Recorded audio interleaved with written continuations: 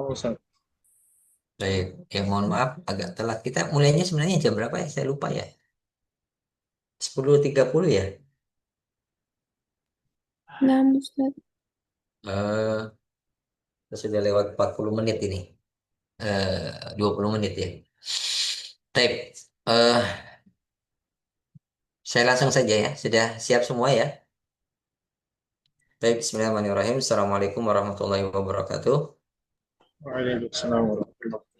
Alhamdulillah wa syukurillah wa la hawla wa la quwata illa billah amma ba'd. Baik, para asatidzah dan ustadzah sekalian dirahmati Allah Subhanahu wa taala. Ya, saya ucapkan jazakumullah khairan atas eh, kehadirannya di perkuliahan kita yang ke-9 apa yang ke-10 sekarang ini. Pertemuan yang keberapa ini? Fajar, ketua kelas. Ustadz Fajar. Nah, Ustaz, gimana Ustaz? Kita pertemuan keberapa ini? 9 apa 10? Ke-8 Ustaz. Hah? Ke-9 Ustaz. 9, bukan 10. Lupa sana Ustaz. Yang lain, Sembilan yang Ustaz. paham? Yang Ke-9 keberapa? Ustaz. 9. Sembilan Ustaz. Taib, taib, Iya taib. Ustaz. Ya, ke-9. Ya, hari ini yang akan tampil 3 orang ya? Apa 2 orang? Ya, Ustaz, tiga. 3 ya. Yang akan tampil pada kesempatan kali ini ada 3 orang ya. Yang makalah pertama ya tentang fikih pinjam online ya dan sejenisnya oleh Gifar Azka Mumtazah ya. Kemudian perbedaan agama, beda agama dan lintas budaya Saudari Eka Lutfia. Kemudian masalah asuransi oleh Ustazah An Nazma Fauzan ya. Baik, 3 pemakalah ini seterus MC-nya siapa sekarang? MC-nya nanti siapa?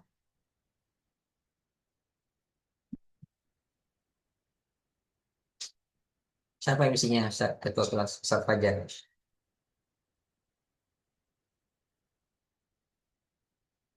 Halo?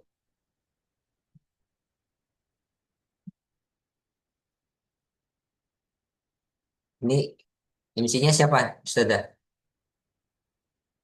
Masing-masing yang jadi pemateri sebagai MC-nya atau bagaimana? Harusnya selanjutnya itu Ukti Najwa sama Lutfi. Ya, sepakatan kita yang besok tampil itu sebagai MC-nya kan? Nah, Ustaz. Ya, sekarang siapa? Ukti Najwa dan Ukti Berlian harusnya. Nah, orangnya ada nggak?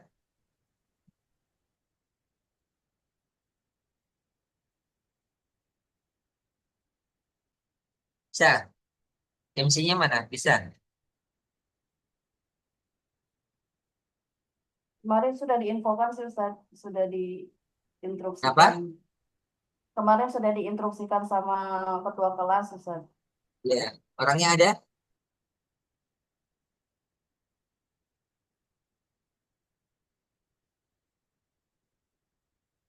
Mana orangnya yang jadi MC?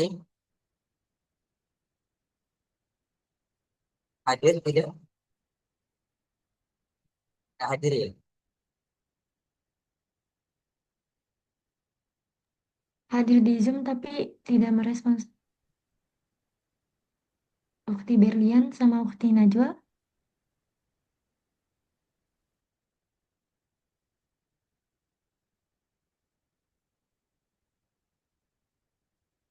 Jadi siapa MC-nya hari ini? Gimana ketua kelas? Pak Fajar?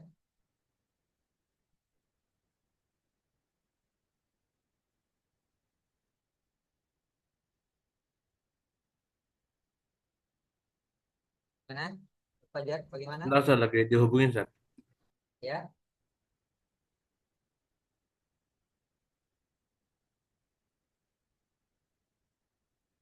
siapa yang jadi MC-nya ini? Pak Fajar. Kayaknya belum siap, Ustaz. Siapa? Ukti Berliannya kayaknya belum siap deh. Yang MC-nya. Jadi MC sekarang jadi Ukti siapa? Lutfiana. Kalau langsung mulai aja yang Ana dulu gimana saat sambil nunggu. Kan pematerinya Baik, 3. ya sudah. Ya monggo dikontinir MC diatur eh, pilihan kita sekarang ini karena di menjelang gugur sudah dekat ya kita berikan waktu masing-masing silakan untuk mempresentasikan dengan durasi maksimal per orang itu 10 menit ya.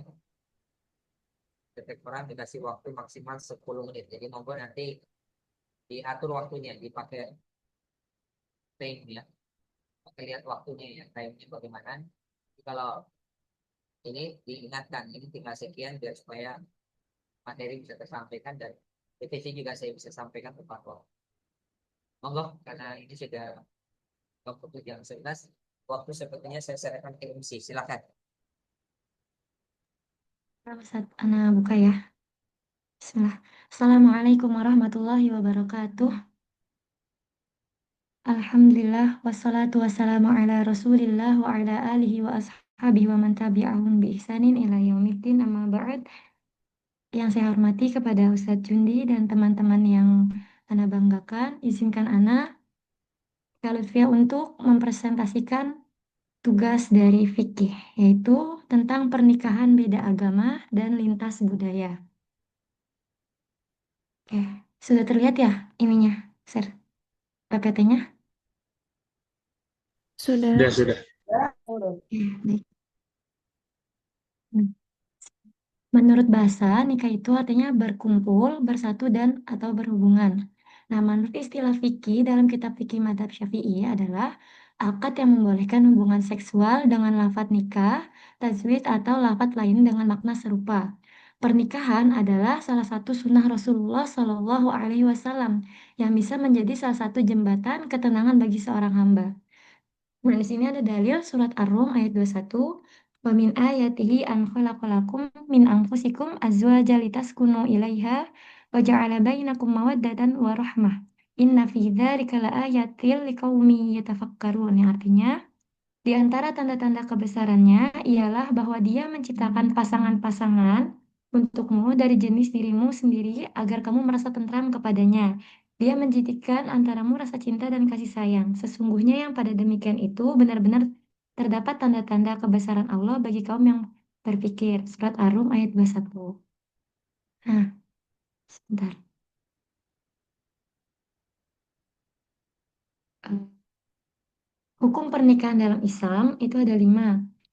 Bisa jadi wajib. Yang pertama itu wajib jika pihak laki-laki dan perempuan sudah memasuki usia wajib nikah. Tidak ada halangan dan ia mampu membayar mahar dan menafkahi, serta ia akan terjatuh kepada eh, perbuatan zina jika dia tidak menikah. Dan hal itu sebentar, bisa dibendung walau dalam berpuasa. Yang kedua, hukumnya sunnah jika menurut pendapat para ulama, sunnah jika kondisi di mana seorang memiliki kemauan dan kemampuan untuk menikah, namun belum juga melaksanakannya, dan meskipun belum menikah, tidak khawatir terjadi zina, dan itu masih hukumnya sunnah. Dan hukum ketiga itu bisa menjadi haram ketika seseorang tidak memiliki keinginan dan kemampuan untuk menikah, namun dipaksakan. Nantinya dikhawatirkan istri dan anaknya ditelantarkan dan bisa menjadi makruh apabila seseorang memiliki kemampuan untuk menahan diri dari perbuatan zina. Akan tetapi belum berkeinginan untuk melaksanakan pernikahan dan memenuhi kewajiban sebagai suami, dia akan menjadi makruh. Bisa juga menjadi mubah jika dilakukan oleh orang yang memiliki kemampuan dan keinginan, akan tetapi jika tidak menikah pun ia bisa menahan diri dari zina gitu. Dan orang tersebut tidak akan menelantarkan istrinya. Nah, sini bisa hukumnya menjadi mubah. Sebentar. Selanjutnya, rukun nikah dan syarat-syaratnya. Yang pertama itu adanya calon pengantin pria. Dia harus beragama Islam, tidak sedang dalam keadaan ihram. Yang kedua, calon pengantin perempuan. Ya, jadi kalau nikah itu harus ada laki-laki dan perempuannya gitu ya, biar menjadi sah nikahnya. Calon pengantin perempuan tidak sedang ihram, berstatus single, tidak sedang dalam masa iddah. Bisa juga nanti ya kalau misalnya sudah menikah, tapi dia harus sudah cerai dulu. Yang ketiga, ada wali gitu. La nikaha illa biwaliyin wa syahidain. Tidak sah nikah kecuali dengan kehadiran wali dan dua orang saksi. Hadis riwayat Tabrani, hadis ini juga terdapat dalam kitab Sahih Al-Jami'. Dan syaratnya itu dia merdeka, bukan budak. Laki-laki dewasa sudah balik, tidak disifati dengan kefasikan, tidak mengalami gangguan akal, dan dalam kondisi ihram. Yang keempat, rukun dan nikah syaratnya adalah dua orang saksi. Dan dia harus eh, kompeten di bidang persaksian dan tidak juga ditunjuk sebagai wali nikah. Yang kelima adalah ijab dan kabul. Jadi kalau mau nikah itu harus ada ijab dan kabulnya ya. Menggunakan kata zawajtuka atau ankahtuka ataupun yang terbentuk dari keduanya maupun terjemahannya ke bahasa lain atau bahasa Indonesia. Yang kayak saya nikahkan seperti itu. Membaca ijab dan kabul dengan jelas dan lantang. Tidak ada jeda antara keduanya secara kontan tanpa syarat apapun dan untuk saat itu juga tidak terikat dengan waktu. Jadi harus jelas ya ijab kabulnya. Nah, tinjauan umum pernikahan beda agama dan lintas budaya. Pernikahan beda agama dan lintas budaya secara umum didefinisikan sebagai sebuah ikatan pernikahan.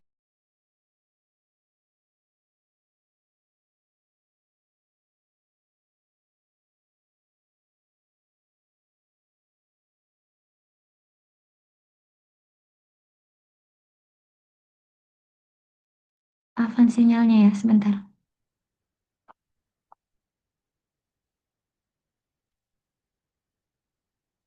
Sudah kelihatan teman-teman? Maaf, Ana ulangin ya.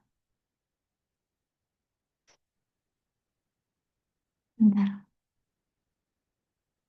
Tadi syarat dari pernikahan itu dia calon pengantin pria, calon pengantin perempuan, adanya wali, dua orang saksi dan ijab kabul.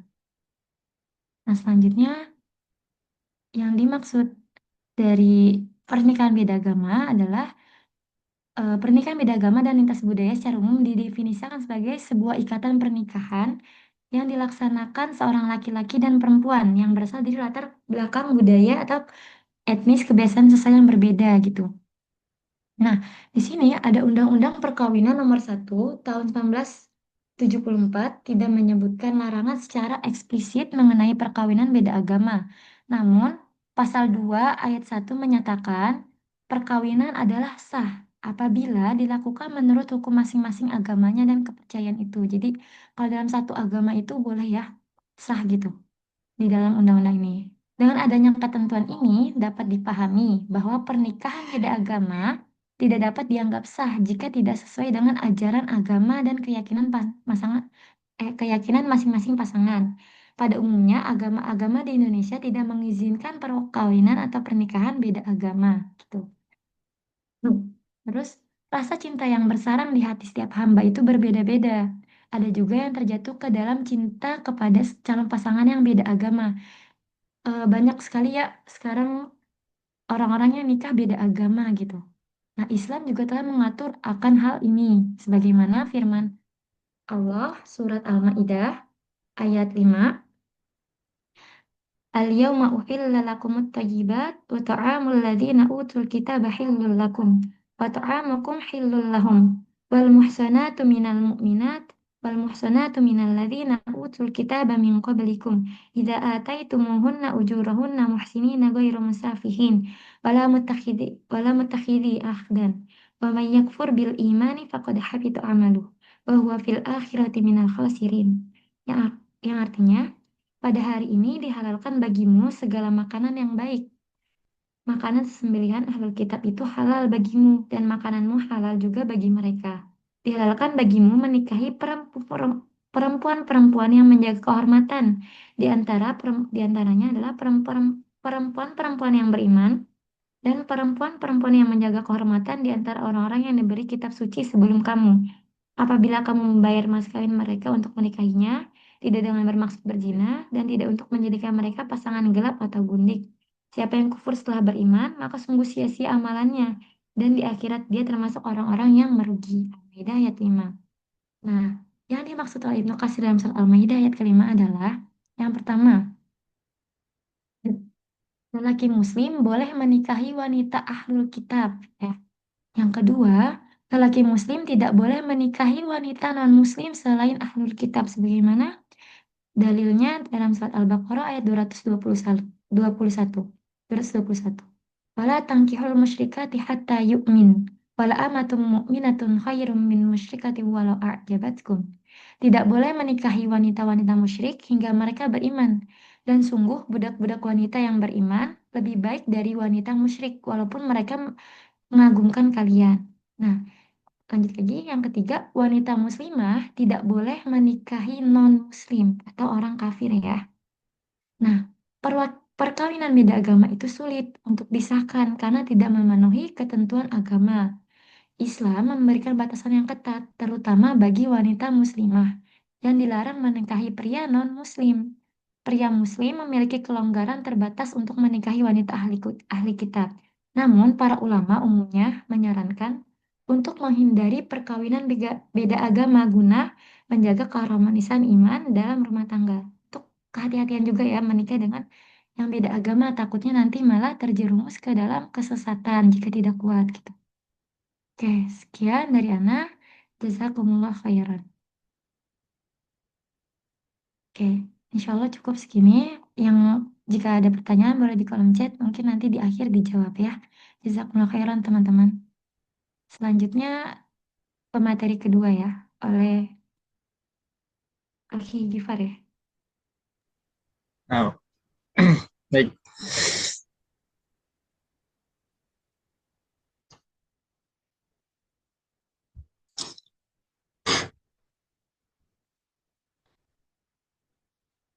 Baik, bismillahirrahmanirrahim. Assalamualaikum warahmatullahi wabarakatuh. Alhamdulillah, wassalatu wassalamu ala rasulillah wa ala alihi wa sahbihi wa man walah. Yang terhormat Ustadz Jundi dan teman-teman mahasiswa-mahasiswi yang dirahmati oleh Allah Subhanahu wa taala. Insyaallah saya akan mempresentasikan dengan judul Fikih Pinjaman Online, Fintech dan Kartu Kredit. Bismillahirrahmanirrahim.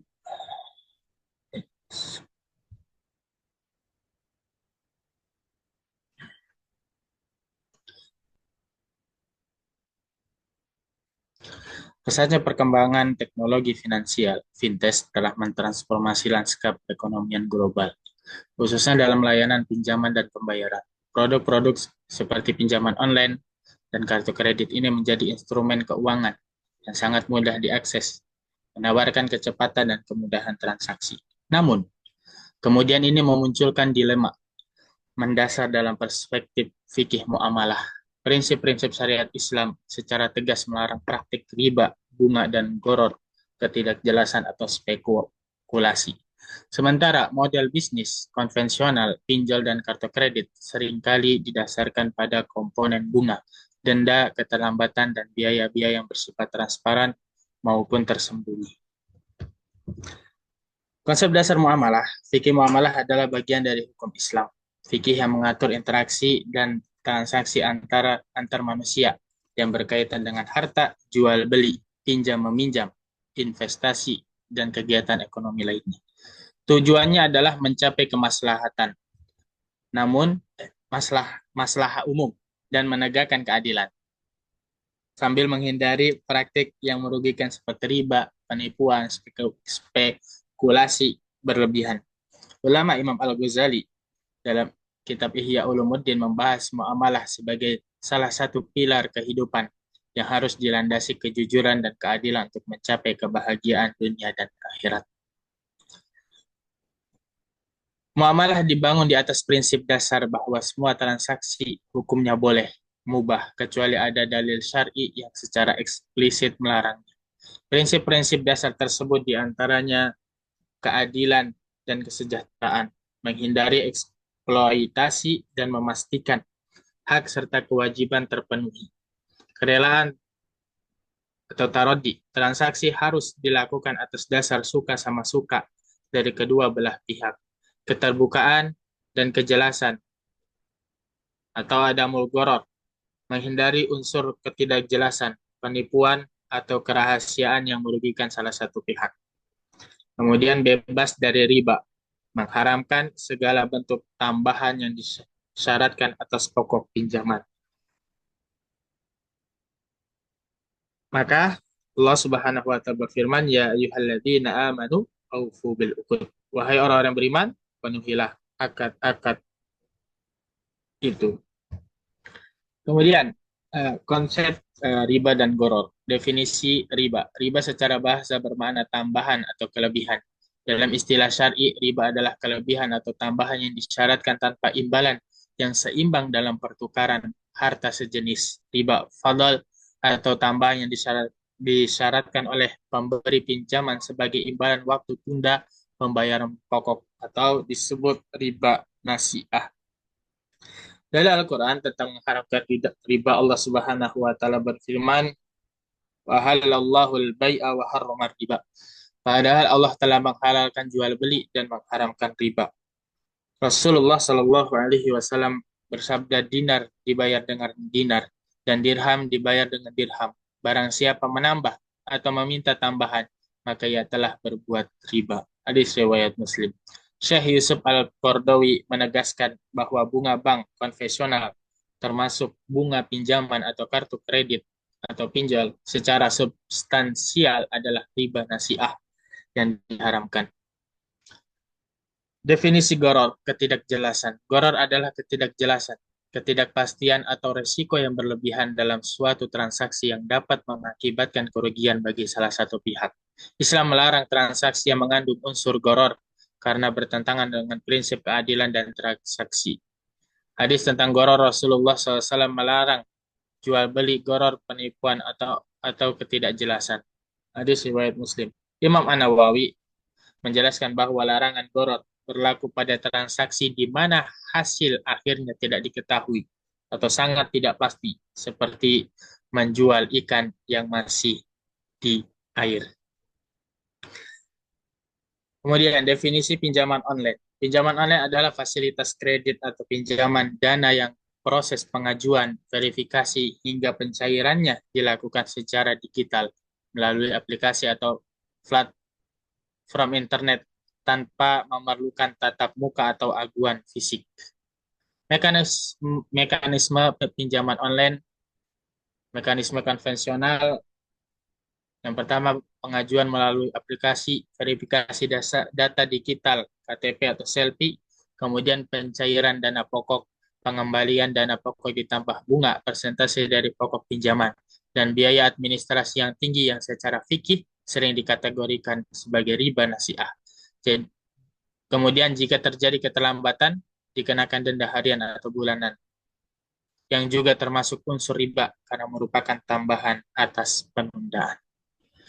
Tinjauan fikih terhadap akad pinjaman online. Pada dasarnya, pinjam-meminjam uang atau qard dalam Islam adalah akad tabarru, kebajikan yang berlandaskan prinsip tolong-menolong ta'awun.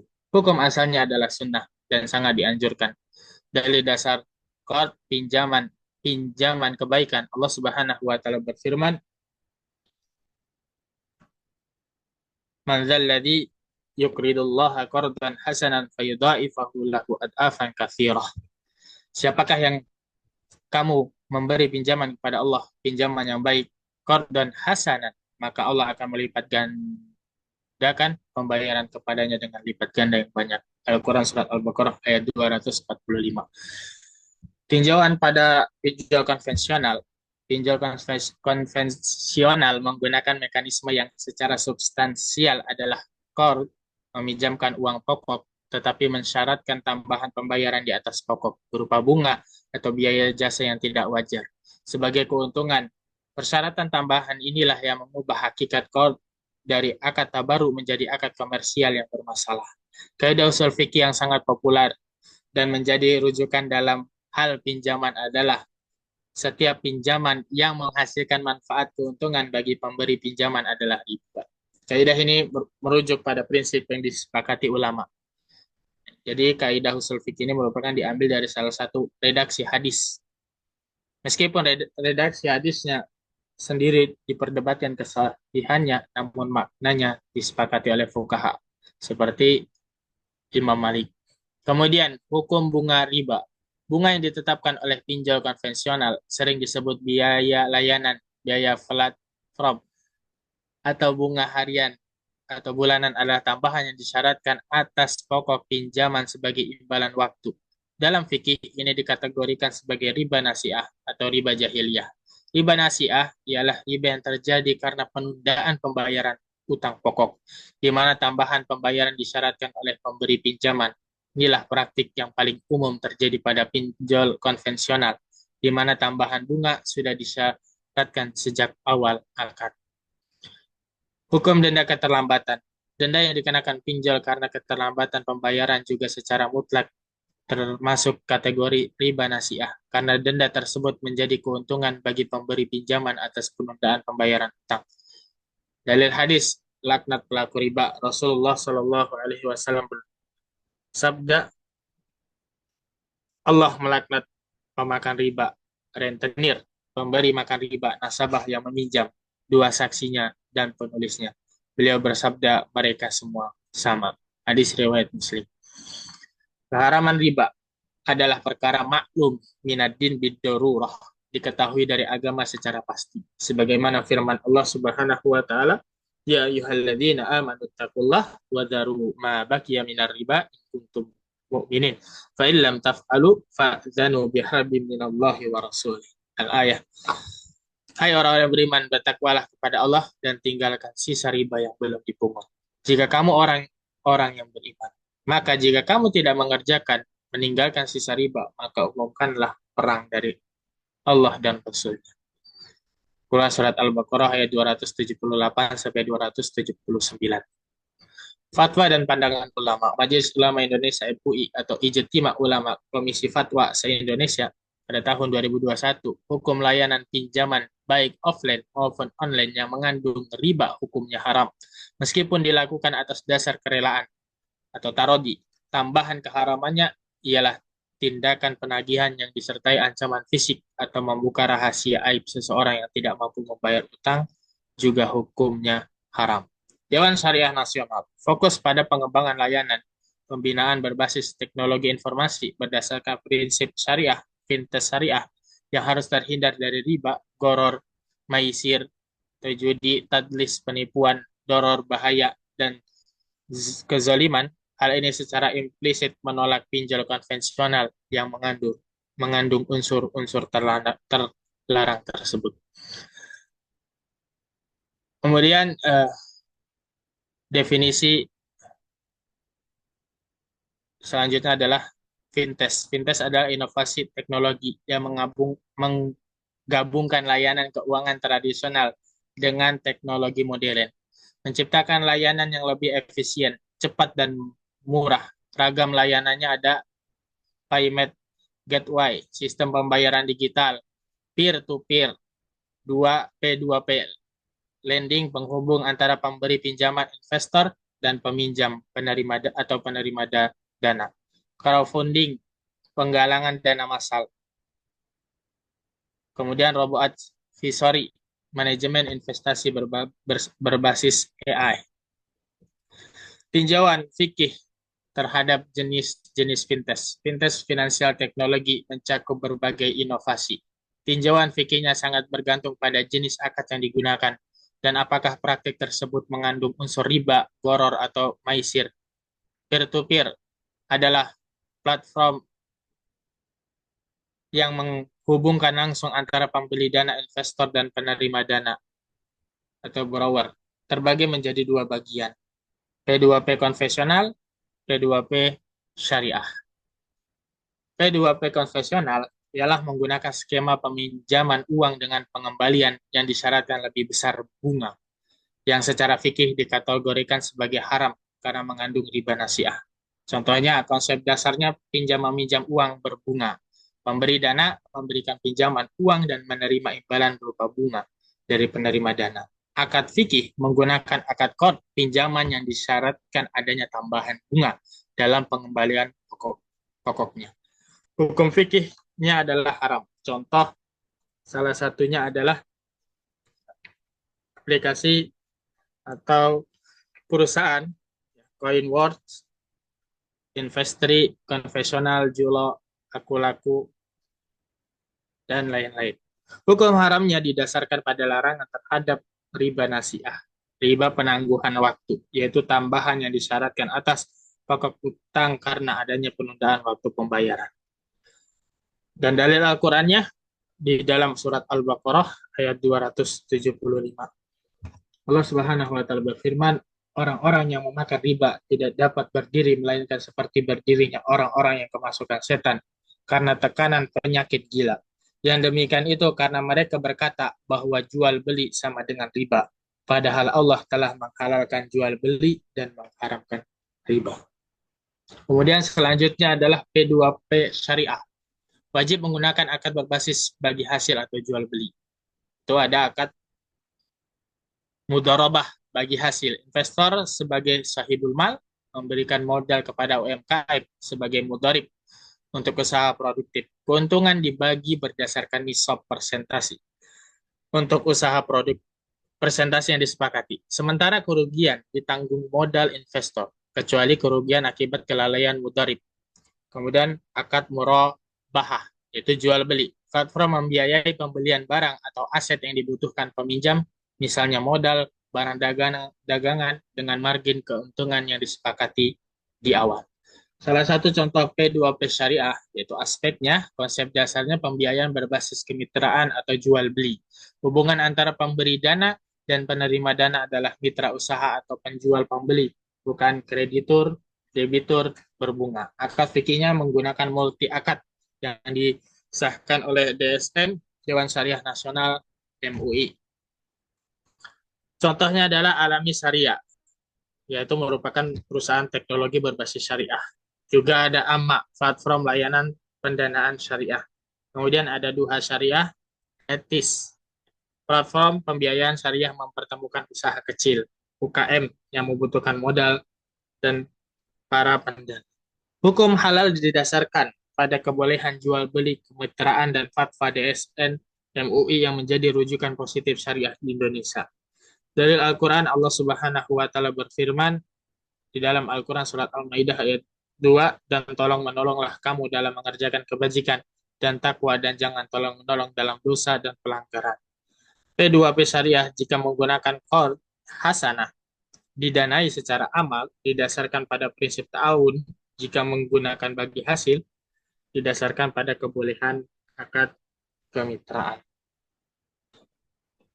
Kemudian tinjauan fikih terhadap jenis-jenis fintech yang selanjutnya adalah crowdfunding. Crowdfunding adalah penggalangan dana dari banyak individu untuk membiayai proyek atau usaha. Crowdfunding syariah hukumnya halal jika akadnya jelas untuk tujuan sosial atau amal, menggunakan akad tabarruk, donasi, kebajikan atau hibah. Untuk investasi, menggunakan akad musyarakah, kemitraan atau mudharabah di mana semua pihak berbagi resiko dan hasil usaha. Salah satu contohnya, contoh yang ada di Indonesia adalah Bizher Syariah, Syafiq, Dana Syariah Etis, Proyek Properti Syariah. Dan ini sebagian ada yang sudah tidak dipakai. Maka hukum fikihnya halal jika memenuhi rukun dan syarat akad. Dan ini hukum halal untuk crowdfunding komersial didasarkan pada kebolehan akad kemitraan seperti mudharabah dan musyarakah, di mana risiko dan keuntungan ditanggung bersama secara adil. Sebagaimana dalam Al-Quran surat An-Nisa ayat 29 tentang prinsip transaksi saling rela atau tarodi. Hai orang-orang yang beriman, janganlah kamu saling memakan harta sesamamu dengan jalan yang batil, kecuali dengan jalan perniagaan yang berlaku atas dasar suka sama suka di antara kamu. Al-Ayah. Ayat ini menjadi dasar kebolehan mudharabah dan musyarakah yang didasarkan pada kesepakatan dan kerelaan, serta didasarkan pada aktivitas perdagangan real, bukan bunga pinjaman. Ini dalil kemitraan atau kerjasama. Rasulullah SAW bersabda, Allah berfirman dalam hadis qudsi, aku adalah pihak ketiga yang memberkati bagi dua orang yang berserikat selama salah satunya tidak mengkhianati yang lain. Apabila salah satunya berkhianat, aku keluar dari mereka. Hadis riwayat Abu Daud. Hadis ini menjadi landasan sahnya akad kerjasama yang didasari amanah seperti musyarakah dan mudharabah. Kemudian definisi kartu kredit. Kartu kredit adalah alat pembayaran non-tunai yang memungkinkan pemegangnya melakukan pembelian barang atau jasa secara kredit pinjaman hingga batas limit tertentu yang wajib dibayar lunas pada tanggal jatuh tempo. Mekanisme kartu kredit yaitu mekanisme konvensional dalam fikih perspektif. Yang pertama, menggunakan kartu dianggap sebagai akad qard pinjaman dari bank kepada nasabah. Kedua, pembayaran tepat waktu. Jika nasabah membayar lunas sebelum jatuh tempo, biasanya tidak ada bunga atau riba. Keterlambatan atau cicilan. Jika nasabah membayar minimum atau terlambat, sisa saldo tertunggak dikenakan bunga interest dan denda keterlambatan. Implikasi fikih, bunga dan denda yang dikenakan karena penundaan pembayaran ini dikategorikan sebagai riba nasiah karena merupakan tambahan yang disyaratkan atas pokok pinjaman sebagai imbalan waktu. Mekanismenya menggunakan kombinasi akad seperti kafalah, pinjaman bank kepada merchant, ijarah, bank membebankan ujrah atau biaya jasa administrasi tahunan, kemudian qard, pinjaman tanpa bunga untuk penarikan tunai. Dasar akad qard, Imam Malik menegaskan bahwa setiap pinjaman qard yang menghasilkan manfaat bagi pemberi pinjaman adalah haram, riba. Prinsip ini menjadi dasar pelarangan bunga pada pinjaman termasuk kartu kredit. Tinjauan fikih terhadap kartu kredit. Secara fikih, fungsi kartu kredit baik konvensional maupun syariah melibatkan 3 jenis akad yang berbeda, tergantung pada peran bank penerbit kartu. Yang pertama, akad kafalah, penjaminan. Definisi bank atau lembaga keuangan sebagai kafil atau penjamin, menjamin pembayaran tagihan pemegang kartu, makful anhu atau yang dijamin kepada merchant. Pedagang atau penyedia jasa sebagai makful lahu atau penerima jaminan. Aplikasi pada kartu kredit, ketika pemegang kartu bertransaksi, bank menjamin kepada merchant bahwa pembayaran akan diterima. B. Akad qard, pinjaman uang. Definisi, bank sebagai mukrid atau pemberi pinjaman memberikan dana pinjaman kepada pemegang kartu, muktarid atau peminjam. Aplikasi pada kartu kredit, transaksi pembelian. Ketika pemegang kartu belum melunasi tagihan saat jatuh tempo, maka sisa tagihan tersebut beralih status menjadi utang qard kepada bank. Kemudian, tarik tunai atau cash. Penarikan tunai melalui ATM adalah murni pinjaman uang qard. Pandangan fikih, prinsip dasar qard dalam Islam adalah pinjaman kebajikan yang mewajibkan pengembalian dalam jumlah yang sama tanpa ada tambahan. Qard jarra naf'an fahuwa riba. Karena setiap pinjaman yang menarik manfaat adalah riba. Kemudian yang selanjutnya, C. Akad ujrah, imbalan jasa atau fee. Definisi, pemegang kartu membayar fee kepada bank atas jasa pelayanan yang diberikan. Aplikasi pada kartu kredit, bank syariah mengenakan ujrah ijarah, biaya layanan sistem, biaya tahunan, annual fee yang dikenakan karena bank menyediakan jasa sistem pembayaran administrasi dan customer service. Kemudian ujrah kafalah, biaya jasa menjamin yang dikenakan kepada pemegang kartu. Pandangan fikih, akad ujrah diperbolehkan selama bank benar-benar menyediakan jasa atau manfaat yang jelas, dan fee tersebut tidak dihitung berdasarkan persentase pokok pinjaman qard yang belum lunas. Hukum bunga keterlambatan pembayaran riba pada kartu kredit. Kartu kredit konvensional, praktiknya kartu kredit konvensional mengenakan bunga atau denda keterlambatan yang dihitung berdasarkan persentase dari sisa saldo terutang jika pemegang kartu tidak membayar penuh hingga tanggal jatuh tempo. Tinjauan fikih, haram. Bunga keterlambatan ini secara mutlak dikategorikan sebagai riba nasiah, riba karena penangguhan waktu. Riba jahiliyah, praktik ini identik dengan praktik riba di zaman jahiliyah, di mana jika debitur orang atau badan hukum yang menerima pinjaman gagal bayar, maka utang pokoknya ditambah dan jatuh tempo diperpanjang. Dalil pengharamannya firman Allah Subhanahu wa taala, padahal Allah telah menghalalkan jual beli dan mengharamkan riba. yang memerintahkan penangguhan. Fanaziratun ila maisarah, bagi orang yang kesulitan membayar, bukan penambahan hutang. Kemudian hukum bunga kartu kredit. Hukum bunga keterlambatan pembayaran riba pada kartu kredit yang selanjutnya kartu kredit syariah. Praktiknya, bank syariah tidak diperbolehkan membagi bunga tambahan dari utang yang terlambat dibayar, karena itu adalah riba. Namun, untuk mendisiplinkan nasabah yang mampu, tapi menunda pembayaran dan mengulangi kerugian operasional, bank syariah dapat mengenakan takwid, ganti rugi.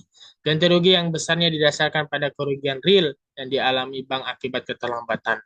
Denda saksi keterlambatan. Uang denda ini tidak boleh diakui sebagai pendapatan bank. Sesuai fatwa DSN MUI nomor 17 dan DSN MUI pada tahun 2000, seluruh denda tersebut harus disalurkan sebagai dana sosial atau amal. Perbedaan dan keunggulannya. Kalau kartu kredit konvensional, dasar hukumnya Undang-Undang Perbankan Konvensional. Sedangkan kartu kredit syariah, Undang-Undang Perbankan Syariah dan Fatwa DSN MUI. Keunggulan kredit syariah memiliki Dewan Pengawas Syariah atau DPS. Kemudian bunga imbal hasil. Kalau kartu kredit konvensional menggunakan bunga riba. Kalau kartu kredit syariah menggunakan ujroh biaya jasa. Keunggulannya, bebas riba, transaksi lebih etis. Kemudian denda keterlambatan. Kalau kartu kredit konvensional diakui sebagai pendapatan bank. Sedangkan kartu kredit syariah disalurkan sepenuhnya sebagai dana sosial atau amal. Keunggulannya murni sebagai sanksi, tidak menjadi keuntungan bank. Akad utamanya, pinjaman berbunga. Itu kalau kartu kredit konvensional. Kalau kartu kredit syariah, kafalah qard ujroh, yaitu multi akad. Keunggulan syariah, akad jelas, transparan, sesuai syariah. Kemudian penggunaan transaksinya. Kalau kartu kredit konvensional dapat digunakan di semua merchant. Sedangkan kartu kredit syariah terbatas pada merchant yang menyediakan barang atau jasa halal. Keunggulan syariah menjamin pemegang kartu terhindar dari pembiayaan haram. Cicilan. Kalau kartu kredit konvensional menggunakan bunga atau markup. Sedangkan kartu kredit syariah menggunakan sistem cicilan tetap tanpa bunga, biaya ujrah tetap. Keunggulan syariah, perencanaan keunggulan lebih stabil dan halal. Kesimpulannya, landasan teori fikih muamalah. Kesimpulan yang pertama, prinsip dasar fikih muamalah adalah kebolehan ibahah selama tidak ada dalil yang mengharamkan dengan tujuan utama mencapai masalah kemaslahatan. Dalam konteks muamalah modern, hukum berorientasi pada larangan terhadap praktik yang mengandung riba, bunga atau tambahan atas utang, goror, ketidakjelasan atau spekulasi, dan maisir perjudian. Ketiga larang ini menjadi parameter utama dalam menilai keabsahan produk keuangan kontemporer seperti kartu kredit. Kemudian selanjutnya pinjaman online dapat diklasifikasikan menjadi dua. Pinjol konvensional berbunga tinggi, kemudian pinjol syariah. Secara fikih praktik ini haram karena mengenakan bunga dan denda secara eksplisit merupakan riba nasiah dan bahkan riba jahiliyah. Selain itu, metode penagihan yang tidak etis dan menyalahgunakan data sering kali melanggar prinsip hifzul nafs, perlindungan jiwa, dan hifzul mal, perlindungan harta. Pinjol syariah, vintage lending syariah, secara fikih ini halal asalkan menggunakan akad syariah yang benar, seperti murabahah atau wakalah bil ujroh, dan diawasi oleh DSN MUI serta menjauhi praktik bunga. Kesimpulan yang kedua, vintage adalah inovasi sarana yang hukumnya mubah. Kehalalan dan keharaman sangat tergantung pada akad yang digunakan.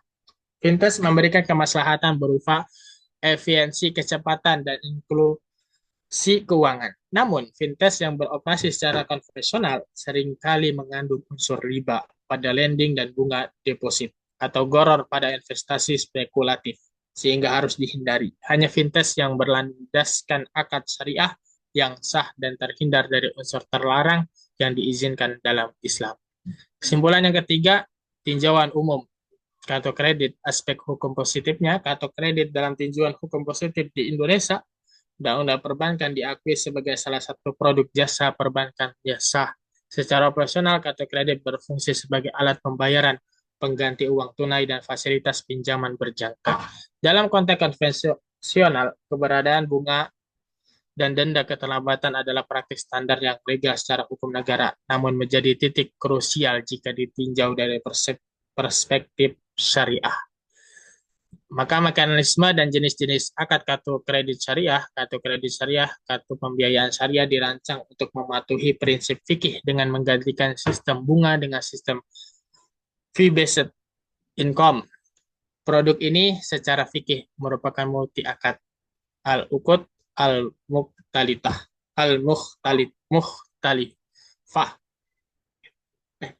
yang terdiri dari akad kafalah, penjamin untuk menjamin pembayaran kepada merchant, akad qard, pinjaman untuk dana digunakan pemegang kartu, akad ujrah imbalan jasa untuk biaya keanggotaan dan layanan sistem. Penerapan multi akad ini sesuai dengan fatwa DSN MUI menjadi solusi syariah untuk memfasilitasi kebutuhan transaksi modern. Terus analisis fikih tentang kartu kredit menyimpulkan bahwa kartu kredit konvensional adalah haram secara mutlak karena mensyaratkan finance atas utang yang tertunda yang secara tegas dikategorikan sebagai riba nasiah dan riba jahiliyah sebagaimana dilarang dalam Al-Quran Surat Al-Baqarah ayat 275 dan 278. Kartu kredit syariah, kartu pembiayaan syariah adalah halal karena menghilangkan unsur riba. Sanksi keterlambatan sesuai fatwa DSN UMI tidak diakui sebagai pendapatan bank, melainkan disalurkan sepenuhnya sebagai dana sosial atau amal. Sebagai dana tersebut murni sebagai takjir, yaitu sanksi dan bukan riba. Produk syariah card memberikan keunggulan etis berupa kepastian hukum syariah dan transparansi biaya ujrah, serta membatasi penggunaan pada transaksi yang halal. Demikian presentasi yang dapat disampaikan, kurang lebihnya mohon maaf. Wallahu a'lam bishawab. Billahi taufiq wa hidayah. Wassalamualaikum warahmatullahi wabarakatuh. Selanjutnya bisa kepada Akhi Nazbah Fauzan untuk mempresentasikan.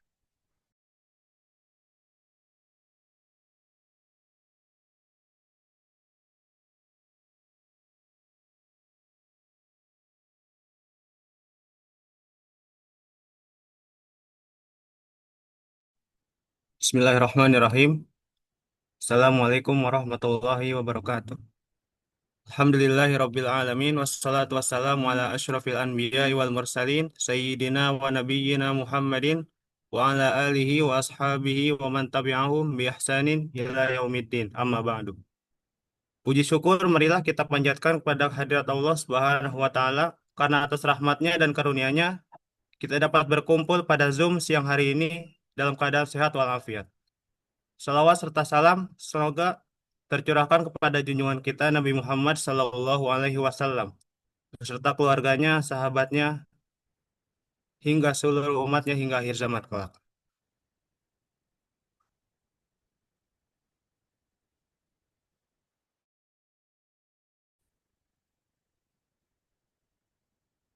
Baik, untuk mempersingkat waktu,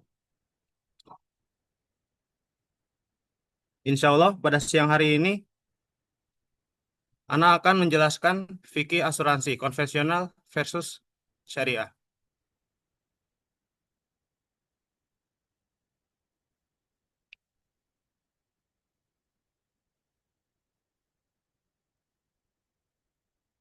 Asuransi adalah bagian dari kehidupan modern yang tidak bisa dihindari. Dalam setiap aspek kehidupan, pendidikan, kesehatan, hingga pekerjaan kita menemukan sistem perlindungan finansial. Ini hadir sebagai bentuk antisipasi terhadap risiko. Namun di balik manfaatnya muncul pertanyaan mendasar bagi umat Islam. Apakah asuransi sesuai dengan prinsip syariah atau justru bertentangan dengan ajaran agama? Konsep asuransi muncul dari kebutuhan manusia untuk menghadapi ketidakpastian hidup. Manusia menyadari bahwa musibah seperti sakit, kecelakaan, atau kehilangan dapat menimpa siapapun tanpa diduga. Maka muncullah ide untuk saling membantu menanggung risiko tersebut. Namun, ketika sistem ini berkembang menjadi bisnis dan keuangan, muncul perdebatan hukum di kalangan para ulama. Seiring berkembangannya zaman, manusia semakin sadar bahwa hidup penuh dengan resiko. Dari kesadaran itulah lahir sistem asuransi. Awalnya, ide ini bersifat sosial. Orang-orang mengumpulkan dana untuk membantu yang tertimpa musibah. Akan tetapi seiringnya waktu, sistem ini berubah menjadi bisnis komersial yang dikelola perusahaan yang besar. Selanjutnya, asuransi dalam Islam. Dalam Islam, asuransi dapat diterima jika berdasarkan nilai ta'awun atau tolong-menolong dan tabarru atau sumbangan sukarela. Islam tidak menolak ide perlindungan, namun menolak bentuk transaksi yang spekulatif. Oleh karena itu, akad, niat, dan sistem pengelolaan dana menjadi faktor utama yang membedakan antara yang halal dan yang haram. Agama Islam adalah agama yang seimbang. Ia mengakui kebutuhan manusia terhadap perlindungan, namun juga menegaskan bahwasanya segala bentuk transaksi harus dilakukan dengan prinsip keadilan dan kejelasan. Dalam konteks asuransi, Islam diperbolehkan praktik yang didasari niat tolong-menolong, bukan mencari keuntungan dan dari yang ketidakpastian. Selanjutnya, ketika asuransi menjadi kontroversi. Asuransi konvensional menjadi perdebatan karena di dalamnya terdapat unsur-unsur yang dilarang oleh syariah. Premi yang dibayarkan peserta tidak memiliki kepastian hasil, dan perusahaan kerap menginvestasikan dana itu pada sektor berbunga. Akibatnya, akad yang dilakukan tidak lagi murni tolong-menolong, melainkan jual beli manfaat yang penuh ketidakjelasan. Inilah sumber perdebatan besar di kalangan para ulama. Dalam asuransi konvensional, peserta membayar premi dengan harapan mendapatkan kompensasi dari masa depan. Namun tidak ada yang tahu kapan atau apakah klaim itu akan cair. Ada unsur gharar atau ketidakpastian. Ada pula riba, karena dana peserta sering diinvestasikan pada instrumen berbunga. Dan ketika ada pihak yang diuntungkan, sementara pihak lain dirugikan tanpa kepastian, maka muncullah maisir, yang artinya perjudian. Dalil dan pandangan para ulama. Dalil dalam Al-Quran, Ahallallahul bai'a wa harramar riba. Padahal Allah telah menghalalkan jual beli dan mengharamkan riba. Quran Surat Al-Baqarah ayat 275. Pandangan ulama, para ulama seperti Yusuf Al-Qardawi dan Wahbah Al-Zuhaili menegaskan bahwa praktik asuransi konvensional termasuk dalam kategori yang terlarang. Karena mengandung unsur-unsur yang bertentangan dengan maqasid syariah, yaitu menjaga keadilan dan menghindari penindasan finansial.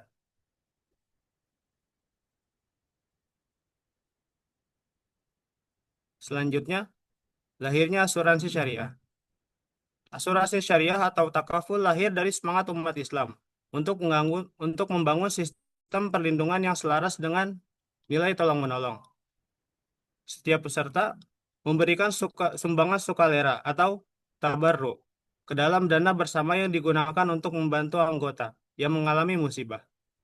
Perusahaan hanya berperan sebagai pengelola dana yang amanah dan transparan.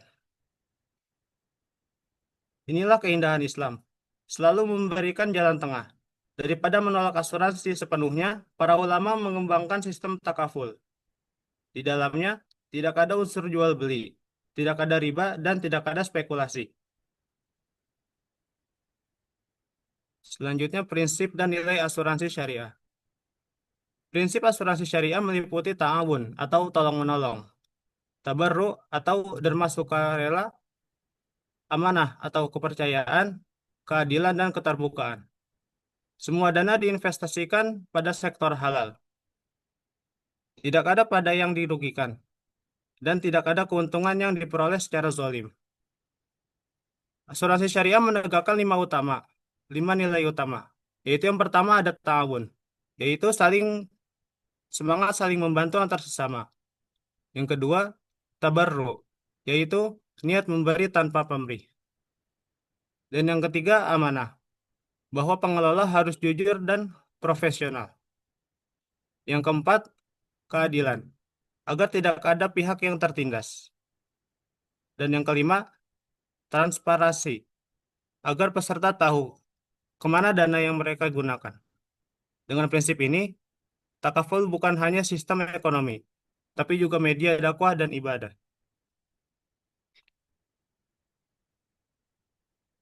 Selanjutnya, kelebihan dan tantangan asuransi syariah. Asuransi syariah unggul dalam keadilan dan spiritualitas. Namun tantangannya adalah rendahnya kesadaran masyarakat dan kurangnya edukasi tentang produk halal.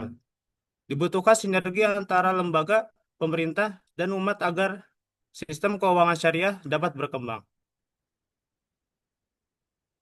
Meski konsep takaful sudah ideal, tantangannya tidak kecil.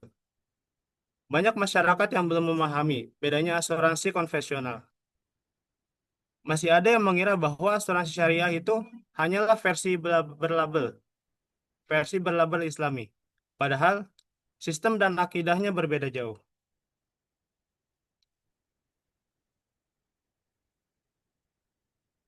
Kesimpulannya, asuransi konvensional dan syariah sama-sama bertujuan memberikan perlindungan, namun berbeda dalam landasan moral dan akadnya. Islam menolak riba, goror, dan maisir, tetapi mendukung sistem yang berbasis tolong-menolong. Oleh karena itu, asuransi syariah menjadi wujud nyata keseimbangan antara kebutuhan dunia dan tuntunan agama. Dari seluruh pembahasan ini, kita belajar bahwasanya agama Islam tidak kaku, tetapi selektif. Islam tidak melarang kemajuan, tetapi menuntun agar kemajuan itu tetap berada di jalan yang benar. Asuransi syariah menjadi bukti bahwa nilai-nilai Al-Quran bisa diterapkan, bahkan dalam sistem ekonomi modern. Inilah jalan tengah yang indah antara perlindungan finansial dan kebutuhan spiritual. Syukran ala ihtimamikum wa jazakumullah khairan kasiran. Wassalamualaikum warahmatullahi wabarakatuh.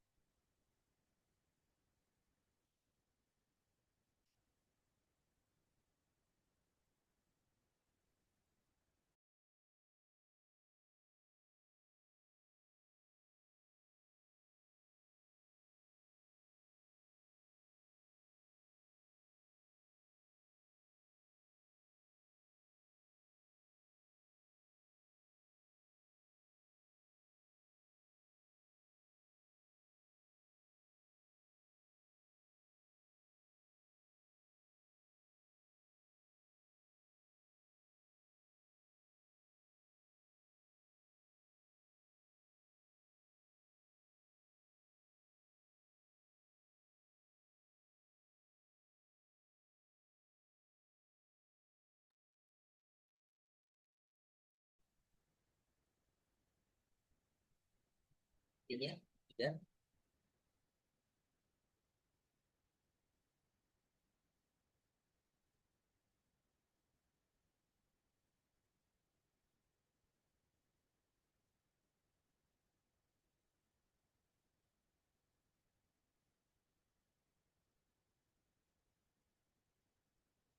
Tes ini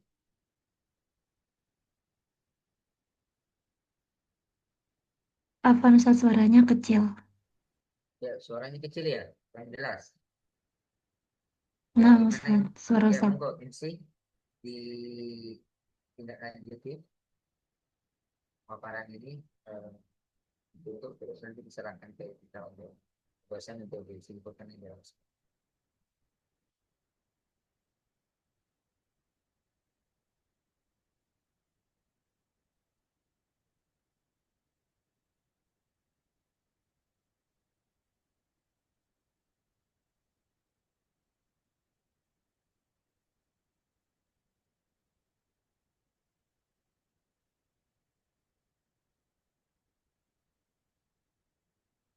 Ya. Mana? Sudah? Isinya nggak ada tadi tuh.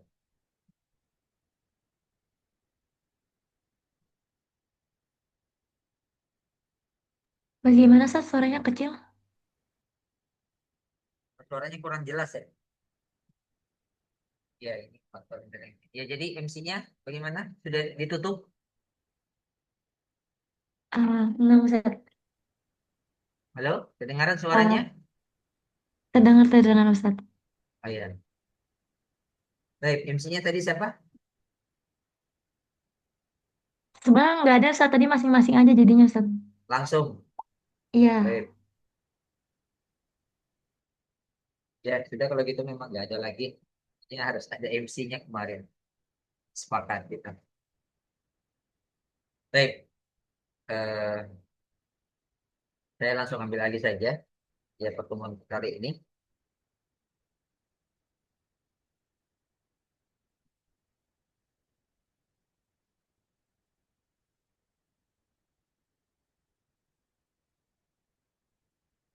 Baik, bismillah, alhamdulillah, salatu wassalamu ala rasulillah wa ala alihi wa sahbihi wa man wala wa la hawla wa la quwata illa billah. Sebelumnya saya ucapkan jazakumullah khairan katsiran kepada tiga pemakalah yang sudah mempresentasikan materi kali ini. Ya, yang pertama ya materi yang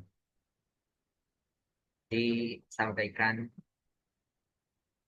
ya oleh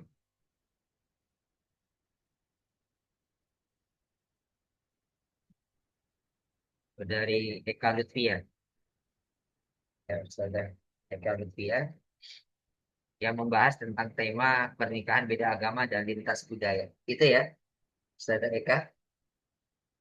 Betul Ustaz. Baik,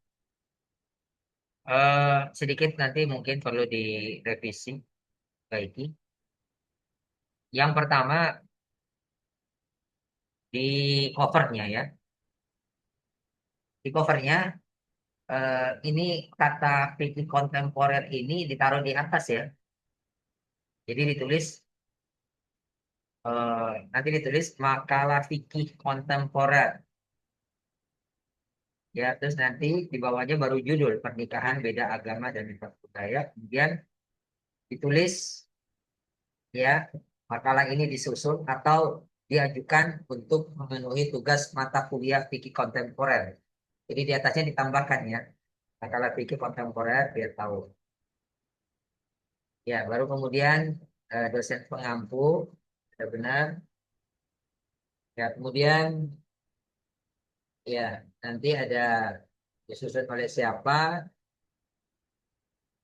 dan tahunnya ya. Jadi ini nggak ada tahunnya ya, nanti dibuatkan tahun ya. Karena secara umum dalam cover itu harus ada judul makalah, kemudian tujuan penulisan, jadi makalah ditulis untuk memenuhi mata kuliah apa, sertakan nama mata kuliah dan nama dosen, baru identitas penulis.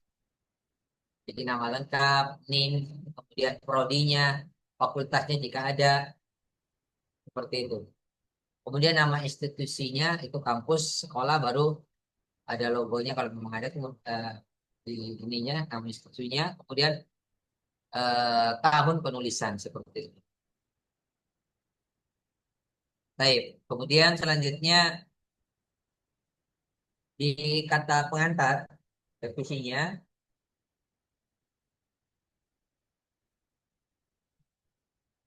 ya sudah cukup bagus, namun biar lebih formal dan terstruktur, ya mungkin ditambahkan manfaat akademik dari kajian ini. Jadi ditambahkan manfaat akademik dari kajian ini. Ya, seperti itu. Jadi contoh kajian ini diharapkan dapat memberikan pemahaman ilmiah dan kritis terhadap isu-isu kontemporer yang berkaitan dengan Islam, seperti itu. Terus di akhir ya itu ada penuh ucapan terima kasih kepada dosen ya, sebutkan nama dosennya. Kemudian terakhir baru penulisan eh, kekurangan ya, yang mana pada intinya ya kalian semester 3 kan, ini semester 3 masih semester 5 ya. Semester 3 Ustaz. Oh ya, kalian masalahnya belum dikasihkan pancara penulisan teknis penulisan yang baik kemudian tentang masalah makalah, jurnal atau skripsinya ya. Biasanya di semester 5 gitu. Ya, jadi eh, di dalam pendahuluannya ya biasanya poin-poin yang ada tuh ya konsep yang ada di pendahuluan itu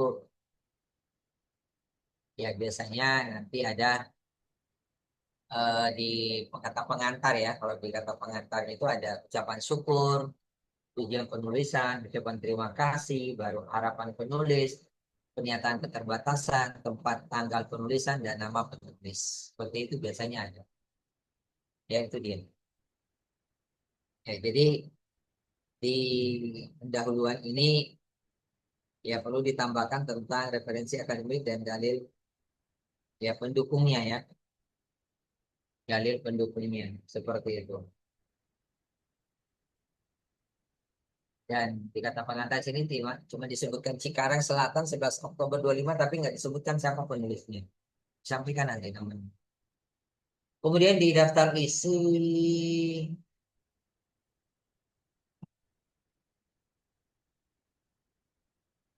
ya nanti di daftar isi sesuai penulisan ya. Daftar isi sesuai penulisan biasanya ada kata pengantar, kemudian daftar isi, baru bab pendahuluan. Tidak ada cover di sini ditulis. Di desain baik itu tidak ada cover. Biasanya langsung tulis kata pengantar, daftar isi, dan pendahuluan. Yaitu ya udah dicatat ini Ustazah Lutfi ya. Nah, sudah Ustaz. Ya, didengarkan suaranya, kedengaran nggak ini suaranya?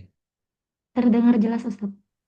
Ya, kemudian latar belakang masalah ini kan nanti hujan deras, mungkin kalau mungkin bukan jelas. Di pendahuluan eh, kita masih di latar belakang masalah, ya masih tercampur antara formal dan percakapan ya. Dan perlu ditambahkan referensi akademik dan dalil pendukung. Ya, seperti harus ditambahkan dalil surat Ar-Rum ayat 21 seperti tersebut. Ya, nanti jadi biar lebih sistematis ya. Dan juga susunannya di belakang juga harus lurus, ini enggak lurus. Terus Nun Sewu ini tidak ada halamannya ya. Nanti tolong dikasih halaman ya. Ini ada halamannya, nggak ada halamannya nanti dikasih halaman. Seperti itu. Terus yang masalah pentingnya adalah footnote juga nanti. Footnote tolong diperhatikan, nggak ada footnote-nya. Ya. Terus di pembahasan selanjutnya, ya pengertian pernikahan sudah baik, hanya perlu dikutip ditambahkan lagi tentang dikutip sumber fikih klasik dan kontemporer. Nanti pembahasannya, pengertiannya ini nanti dikutipkan sumber fikih klasik dan kontemporer seperti dalam fikih al-Islam wa adilatu wa ini Syekh Wahbah Az-Zuhaili menunjukkan pernikahan sebagai gini seperti itu. Kemudian hukum pernikahan juga sudah bagus. Tambahan kalau bisa nanti mohon maaf kalau bisa pengertian pernikahan ini dikasih urutan ya. Ya. Pengertian pernikahan itu A, kemudian hukum pernikahan itu B, kemudian rukun nikah itu C, gitu ya. Biar sistematis, enak orang membacanya. Kemudian hukum pernikahan, ya, tadi sudah katakan sudah lengkap, hanya perlu dibuatkan sistemasi dengan dibuatkan tabel ya. Tabel jadi seorang bisa mudah memahaminya. Kemudian tinjauan umum pernikahan beda agama perlu diperjelas struktur dan argumen. Tambahkan penjelasan kontemporernya ya, ulama-ulama kontemporer. Kemudian pandangan ulama dan konteks sosial mungkin ditambahkan juga pandangan mazhab. Misalkan Imam Malik, Imam Hambal, Majelis Fuqaha berpendapat bahwa menikah wanita ahli kitab dibolehkan tetapi makruh, ini dan seterusnya. Kemudian di penutup, ya sudah cukup bagus ya, ada kesimpulan ya yang mewakili semua materi itu sudah ada. Tapi biasanya nanti tambahkan ada saran ya. Tapi daftar pusakanya juga masih terlalu sedikit. Bisa nanti ditambahkan daftar pustakanya. Baik, itu dia tentang revisinya. Sudah bisa dicatat, Ustazah Lutfia? Ya. Kesimpulan Sudah, Ustaz. materi. Ya, jadi kesimpulan kita materi tentang pernikahan beda agama dan lintas budaya ini, ya kita ketahui bahwasannya dalam Islam akad suci pernikahan itu merupakan akad suci yang tidak hanya mengikat dua insan secara lahiriah, tapi juga menyatukan dua keyakinan dalam bingkai ibadah dan tanggung jawab kepada Allah. Makanya perlunya kesamaan agama dan iman untuk menjadi syarat mendasar untuk menjaga tujuan pernikahan itu, ya, yaitu sakinah mawaddah warahmah. Sebab kalau pernikahan beda agama, ya akan memberikan banyak perselisihan dan perbedaan ya, apalagi dalam hal yang mendasar masalah akidah. Ya, yang mana mayoritas ulama sepakat bahwa wanita muslimah tidak diperbolehkan menikah dengan laki-laki non-muslim dalam kondisi apapun karena wanita itu lebih akan ikut suaminya. Sementara laki-laki muslim diperbolehkan menikahi wanita ahlu kitab dengan syarat wanita tersebut benar-benar menjaga kehormatan dan tidak memusuhi Islam serta tidak menimbulkan fitnah bagi agama dan keluarganya. Ya itu dia. Tapi sekarang ya kita lihat ya kondisi ahlu kitab sekarang bagaimana. Kalau ahlu kitab yang dulu sih masih murni, kalau sekarang sudah tidak ada seperti itu.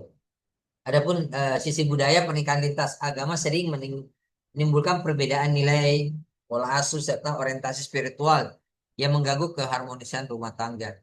Makanya Islam menganjurkan agar setiap muslim memilih pasangan yang seiman. Makanya dalam hadis Rasulullah menyebutkan ya wala adu dalam Al-Quran disebutkan wala abdum ya mukminatun khairum min musyrikatin walau ajabatkum. Jadi budak yang beriman itu lebih baik daripada orang musyrik yang membuat kalian takjub. Nah, itu dia tentang kesimpulannya ya tentang pernikahan sekarang ini yang kita sekarang banyak di masyarakat ya. Kemudian makalah yang kedua ya yang disampaikan oleh teman kalian ini Ustadz Giva Azka Mumtaza ya. Judulnya Ya, pinjaman Ustaz. online, pensiun, fintech dan kartu kredit ya. Ya, cuma ini modelnya bukan ini bukan model makalah, ini model kayak ini ya, kayak PowerPoint ya. Ya nanti monggo disempurnakan saja ya. Karena Baik, Ustaz. kalau makalah itu kan harus ada biasa, nanti ada kata pengantarnya, terus ada daftar isinya gitu ya. Ini nggak ada ya. Iya, Ustaz. Ini coba diperbaiki lagi sesuai konteks cara penulisannya. Ya sama dengan tadi cover pertama ya nanti seperti biasa nanti tolong gimana cara penulisannya ada mata kuliah ada program studi dosen dan seterusnya. Kemudian di slide kedua pendahuluan ya kalimat terlalu panjang ya. Jadi di pendahuluan ini nanti terlalu panjang kurang terstruktur dan banyak typo ya mungkin lebih disingkatkan saja lagi ya. Seperti contoh perkembangan teknologi finansial teknologi ya telah mengubah sistem ekonomi global termasuk cara masyarakat melakukan pinjaman dan pembayaran. Produk seperti pinjaman online, pinjol, dan kartu kredit menawarkan kemudahan. Perlu disebutkan nanti. Ya, Ustaz. Ya, kemudian bisa ditambahkan tambahan referensi dari kitab-kitab yang ada, dari dalil yang ada. Kemudian di slide ketiga konsep dasar muamalah ya. Ya kalau bisa biar lebih mudah dibuatkan tabel ya. Oh, baik, Ustaz. Dibuatkan tabel lebih sistematis.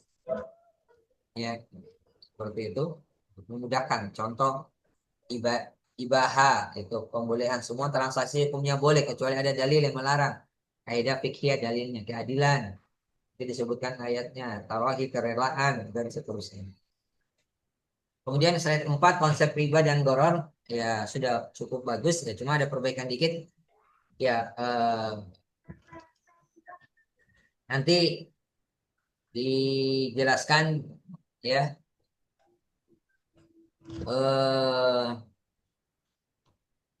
tentang tambahan dalil tentang definisi riba itu sendiri.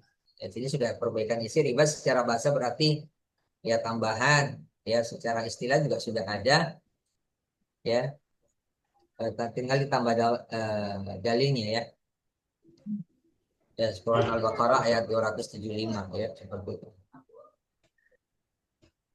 Ini sudah ada dalil tentang riba, sudah ada di bawah ya, sudah ada. Terus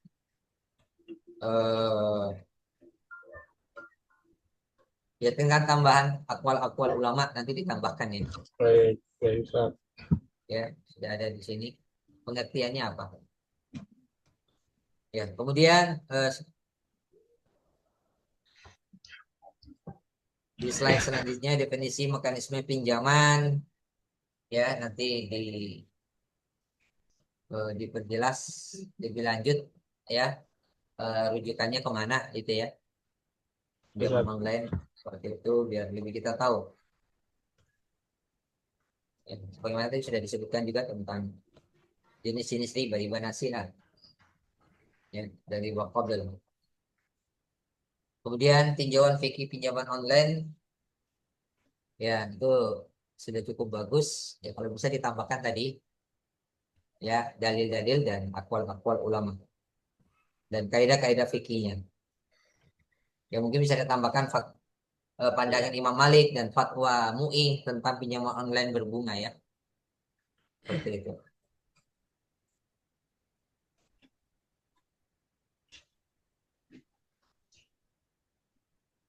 Baik, Ustaz. Ya. Intinya itu saja secara umum. Saya agak sulit ininya karena bukan bentuk makalah ini. Ini nanti ditambahkan akwal-akwal ulama, perkuat ya klasik dan kontemporer seperti itu, dan pendapat-pendapat yang ada dengan dalil-dalilnya ya, seperti itu. Baik, yang pada intinya kajian kita tentang sekarang ini yang tadi diangkat oleh teman kalian ini ya memang termasuk bagian daripada perkembangan teknologi finansial sekarang ini ya, yang itu dengan tujuan membawa kemudahan, percepatan dalam ekonomi ya, seperti itu. Namun dalam perspektif muamalah, kemajuan itu perlu dikaji secara hati-hati karena jangan sampai terjerumus ke dalam riba dan sejenisnya atau penipuan. Yang jelas dalam Islam ya setiap transaksi keuangan itu harus bebas dari unsur riba ya, baik itu riba fadl maupun riba nasi'ah, dan juga terhindar dari yang namanya gorot, tidak kejelasan, dan maisir ya, spekulasi atau perjudian. Yang mana pinjaman online konvensional dan kartu kredit berbunga tinggi ya dia termasuk dalam kategori riba nasi'ah dan riba jahiliyah karena adanya tambahan yang disyaratkan atas waktu pembayaran. Makanya ini jelas dihukum dari Islam syariat.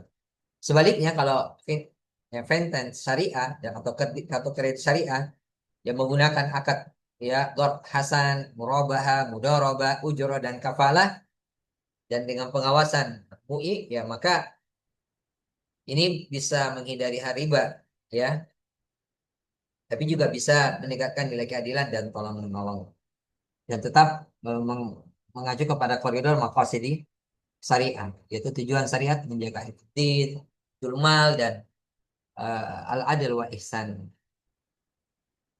Itu dia tentang kesimpulan pembahasan tentang ini. Ya, kemudian yang terakhir makalah teman kalian ya tentang asuransi ya.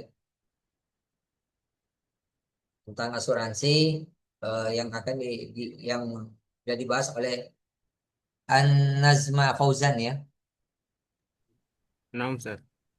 Ya. Ya, syukuran jazakallah khairan. Ya, ini sudah cukup bagus ya. Ininya seperti biasa di ya covernya nanti dibuatkan lebih ininya ya. nama dosennya ada yang kurang sedikit hurufnya, terus tahunnya juga belum ada ya seperti itu. Ya, kemudian kata pengantar ya sudah baik tapi perlu sedikit perbaikan gaya bahasa dan penambahan tujuan akademik ya. Ditambahkan tujuan akademiknya. Seperti itu. Kemudian di daftar isi juga sudah kayak gini yang bagus kata dari sini. Ada kata pengantar, daftar isi seperti itu. Ya nanti dibuatkan seperti itu bagi yang lain tolong dicontohkan. Ya, kemudian di daftar pendahuluan ya di pendahuluan yaitu paragrafnya sudah bagus ya tapi perlu ditambahkan latar ya relevansi kontemporernya ya. Jadi latar relevansi kontemporer, hindari pengulangan kalimat atau tambahan literatur pendukung.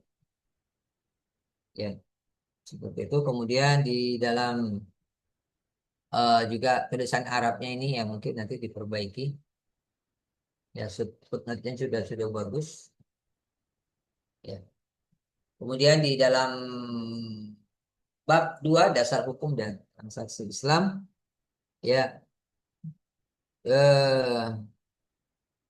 sudah disebutkan pengertiannya, ya dan juga landasan hukumnya, tapi mungkin perlu ditambahkan tafsiran ulama dan konteks maqasid syariahnya ya. Beberapa tambahan-tambahan akwal ulama dan konteks ya syariahnya, maqasid syariahnya.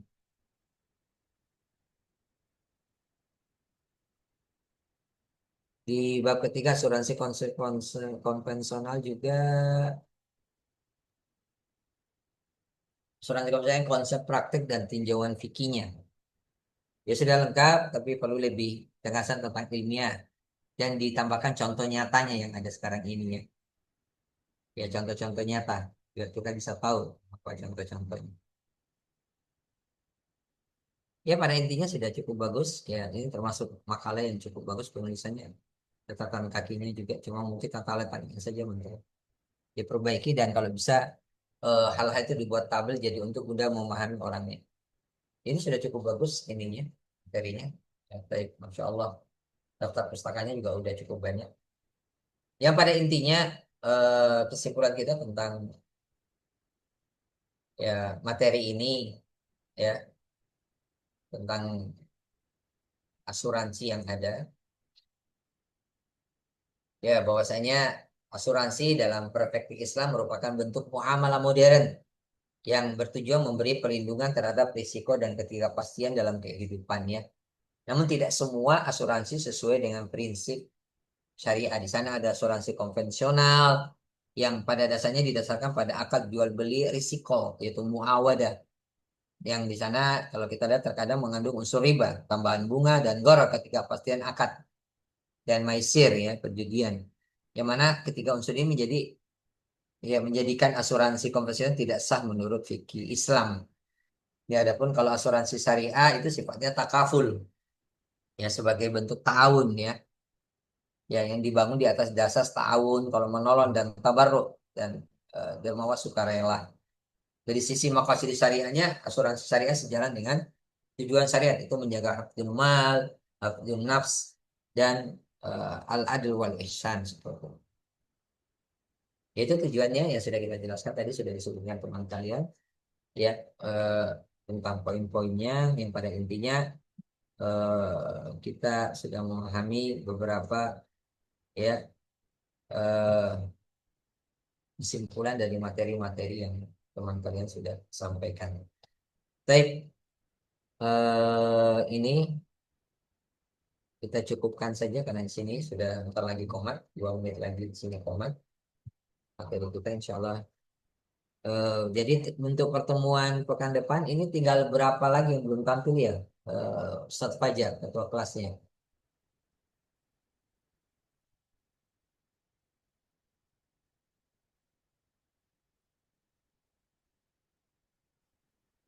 Ustaz Fajar masih sholat mungkin ya, belum balik ya.